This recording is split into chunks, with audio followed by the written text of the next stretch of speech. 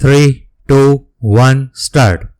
As the limited affidavit itself recorded that the detailed facts were not adverted to due to a paucity of time, we indicated to the learned Solicitor General that we were willing to give them further time to enable the respondent, Union of India, to file a more detailed affidavit.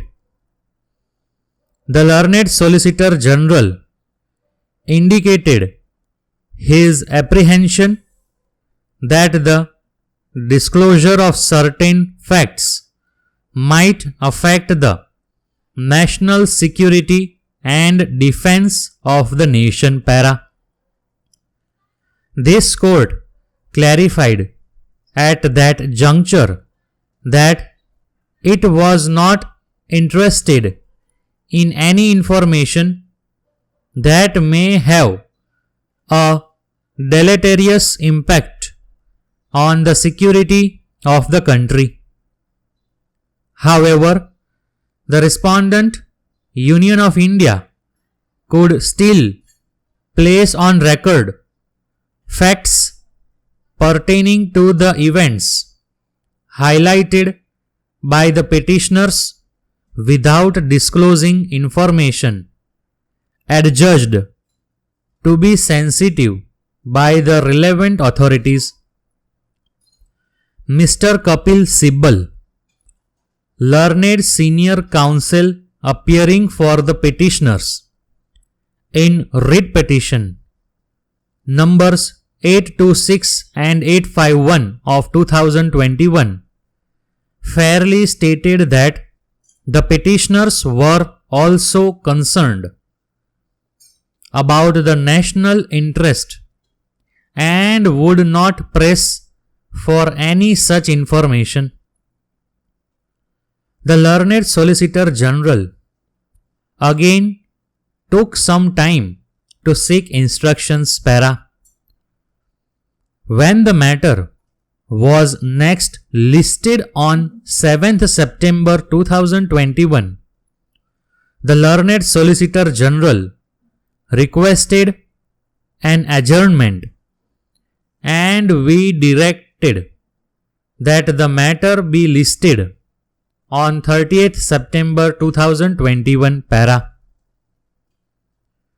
On 13th September 2021, we were again informed by the learned Solicitor General that placing the information sought by the petitioners on an affidavit would be detrimental to the security interests of the nation. The learned Solicitor General submitted that such information could not be made a matter of public debate, as the same could be used by terror groups to hamper national security. He reiterated the statement dated 18th July 2021 made by the Honorable Minister of Railways, Communications and Electronics and Information Technology on the floor of the Parliament regarding the statutory mechanism surrounding surveillance and interception in the country, which ensures that unauthorized surveillance does not take place. Para.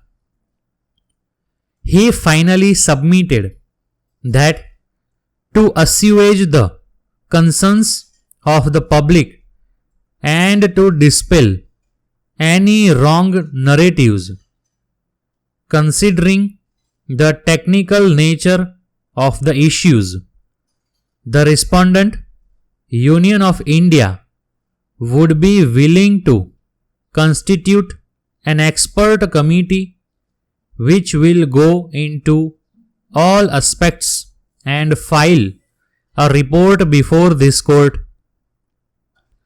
Mr. Kapil Sibbal, learned senior counsel appearing on behalf of the petitioners, in writ petition numbers 826 and 851 of 2021, submitted that the respondent, Union of India, should not act in a manner that would prevent the court from rendering justice and should not withhold information from the court in a matter concerning the alleged violation of fundamental rights of citizens. Para. He submitted that in the year 2019, when certain reports of Pegasus hacking WhatsApp came to light, the then Honorable Minister of Law and Information Technology and Communication had acknowledged the reports of hacking in Parliament, but the respondent, Union of India, had not indicated what actions were taken subsequently, which information they could have disclosed on affidavit. Para. Learned senior counsel submitted that such inaction by the respondent union was a matter of grave concern, particularly when reputed international organizations, with no reason for bias against the nation, had also accepted the fact of such an attack having been made.